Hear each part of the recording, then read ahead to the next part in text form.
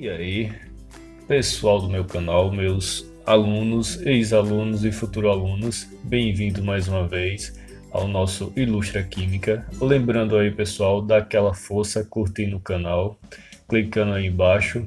E vamos agora para o nosso conteúdo de soluções, sendo que é um conteúdo bem corriqueiro em relação a vestibulares, Enem e, claro, minhas provas, não é isso? Primeira coisa, pessoal, temos que entender o que vem a ser soluções. Soluções são classificadas como misturas homogêneas, ou seja, misturas que apresentam uma única fase visível e duas ou mais substâncias misturadas, no caso substâncias puras. Faz aqui uma relação de substância pura, homogênea e heterogênea. Eu tenho aqui que, por exemplo, quando eu falo da substância pura água, nesse caso aqui eu vou ter apenas moléculas de H2O, nada além disso. Quando eu falo da substância pura cloreto de sódio, eu tenho apenas moléculas de NaCl, sendo que a água será o meu solvente universal e NaCl será o meu soluto. Continuando aqui em mistura homogênea, nesse caso agora eu terei água mais NaCl, ou seja, água mais sal, sendo que eu dissolvi em uma proporção que o sal foi totalmente dissolvido, ou seja, o meu soluto mais o meu solvente, formando apenas uma fase visível, certo? E por fim, nas nossas definições, agora a gente tem mistura heterogênea. Quando eu falo hetero, aqui eu terei, por exemplo, água mais óleo. Nesse caso, elas não vão se misturar. Por quê? A água será a molécula polar e o óleo uma molécula apolar. Então, não tem como elas interagir, não tem como ter solubilidade nesse caso. Voltando, eu tenho ainda que essas minhas soluções podem ser sólidas, líquidas e gasosas, ao contrário do que a gente acha que seriam apenas líquidas. Por exemplo, na medalha de ouro, nesse caso aqui, eu vou ter uma mistura de 92,5% de prata, 6,16% de cobre e apenas 1,34% de ouro. Ou seja, não tem quase nada de ouro. Aqui eu tenho uma liga metálica, ou seja, uma mistura. No caso, uma mistura homogênea. Indo aqui para o segundo exemplo, eu tenho água do mar. A água do mar vai ser formada por 96,5% de H2O e apenas 3,5% de outros sais, como magnésio, cloreto e os demais. E por fim a gente tem aqui a atmosférica, ou seja, um exemplo gasoso, onde eu tenho a mistura de gás nitrogênio, 78%, oxigênio, 21%, e vapor de água e outros gases, apenas 1%. E todos esses exemplos formam apenas uma fase visível, certo? Ou seja, todos são exemplos de mistura homogênea.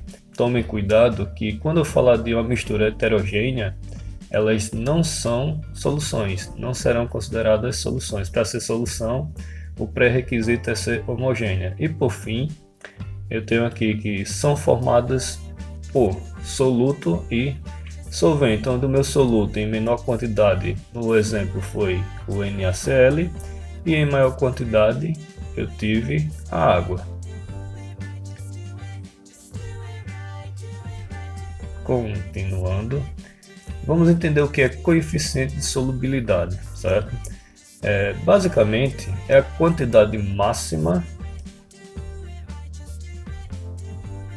de soluto que pode ser solvatado pelo solvente em, por exemplo, 100 gramas ou ml de água, sendo que na temperatura de 25 graus e uma pressão de 1 atm. Vamos analisar. Suponha que em 100 gramas de H2O, o máximo de cubinhos de NaCl que podem ser dissolvidos são 3. A esse máximo será dado o nome de coeficiente de solubilidade. Com base nisso, pode-se fazer as seguintes observações. No primeiro caso, observem aqui, todos os recipientes aqui vão ter 100 ml ou então 100 gramas de água. No primeiro, eu vou adicionar apenas 2. Então aqui eu posso dizer que 2 é pouco, certo?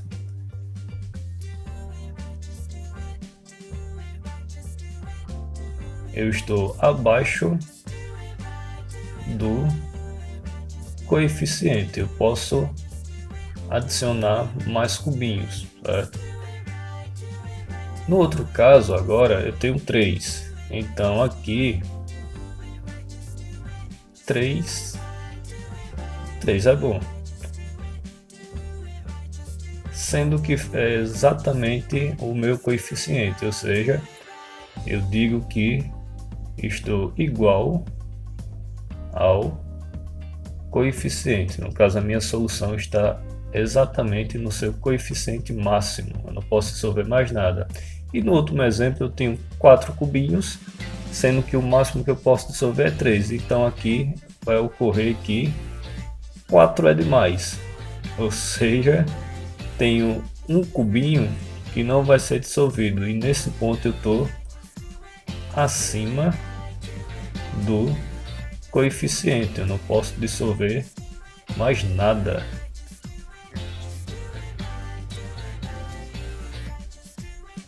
E aqui fica o soluto que sobrou.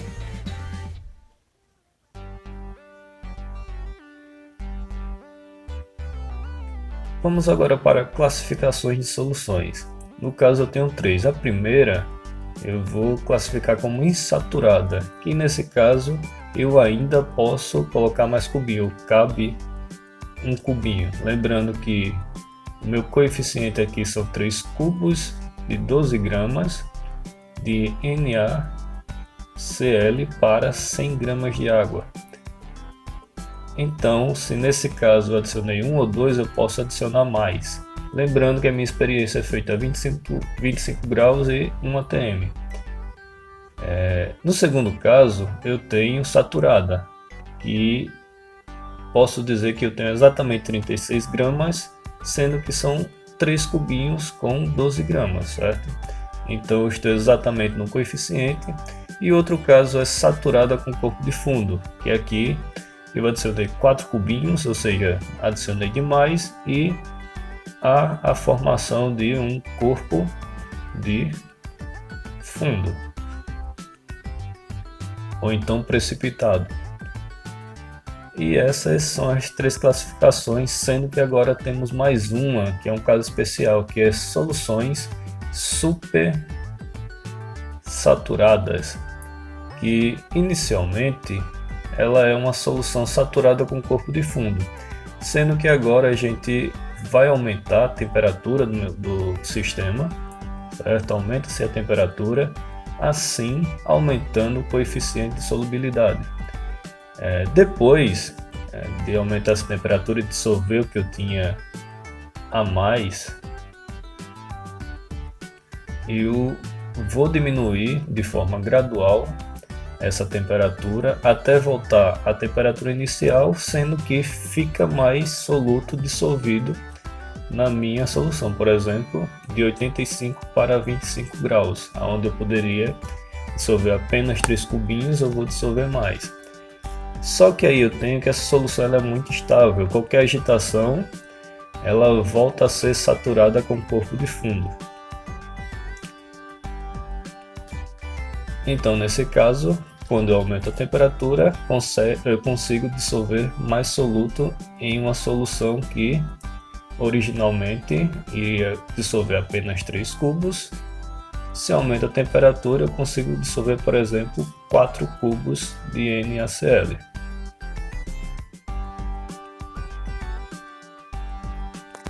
Vamos agora para a curva de solubilidade, sendo que aqui eu tenho um gráfico que será solubilidade por temperatura.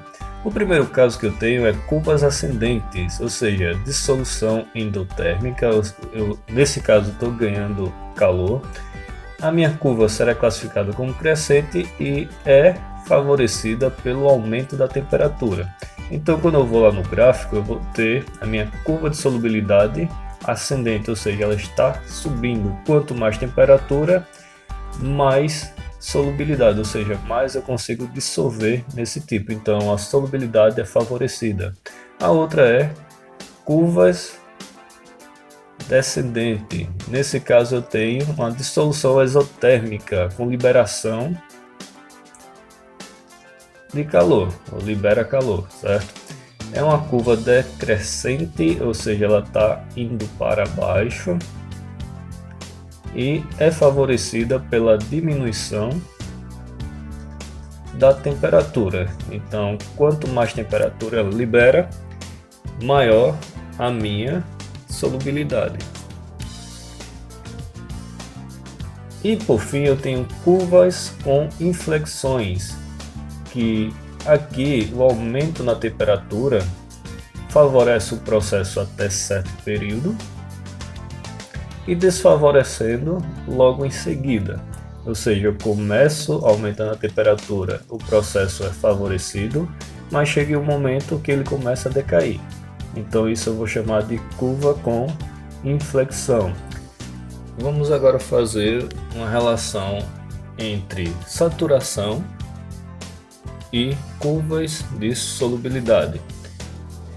Exemplo: ao tentar preparar 3 soluções A, B e C, determine a saturação de cada uma.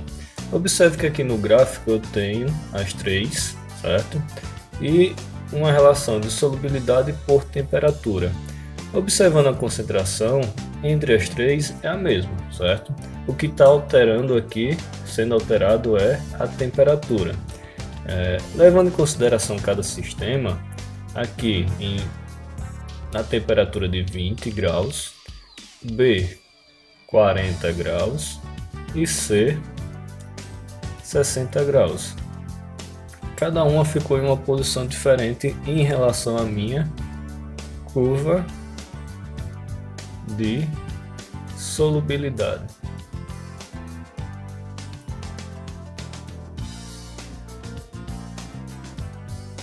O sistema em A, ele ficou acima da curva.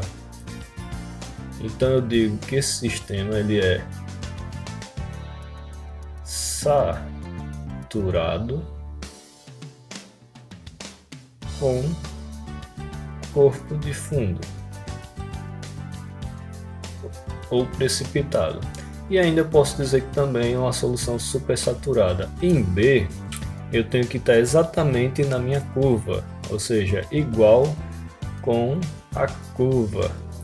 Então eu tenho um sistema saturado, certo? Sem corpo de fundo, apenas saturado. E por fim, C, eu tenho que a solução ela está abaixo da curva. Então aqui eu terei uma solução insaturada. Com isso a gente fez as classificações de cada solução. Bem fácil, diga-se de passagem. Exemplo 2. Ao analisar o gráfico abaixo, percebe-se que a curva do KCl é descendente. Então aqui eu tenho que a curva do KCl ela é ascendente, ao contrário. Então essa minha afirmativa Ela está incorreta. Letra B. À medida que a temperatura aumenta, a solubilidade de KCl diminui. Se é ascendente, então se aumenta a temperatura, aumenta a solubilidade. Também está errado. Letra C. A solubilidade de KBr é maior do que KCl. É verdade. Aqui KBr, KCl. Então a afirmativa C está correta. Letra D. Quanto menor a temperatura, maior a solubilidade de KCl. É o contrário. Quanto maior a temperatura, maior a solubilidade. O KCl apresenta solubilização exotérmica. Nesse caso, exotérmico significa que é uma curva descendente, ou seja, libera calor. A gente viu que é ascendente, endotérmica, absorve calor. Então a alternativa correta é a C e foi fácil assim. E é isso aí, pessoal, por hoje é só. Espero que a videoaula venha ajudar nos seus estudos. Se gostou do vídeo, curte, compartilha e se inscreve aí no canal. Não custa nada para você, mas ajuda bastante na produção dessas videoaulas, que essa foi a menor até o momento, mas foi a que mais deu trabalho até o momento. E valeu, até a próxima.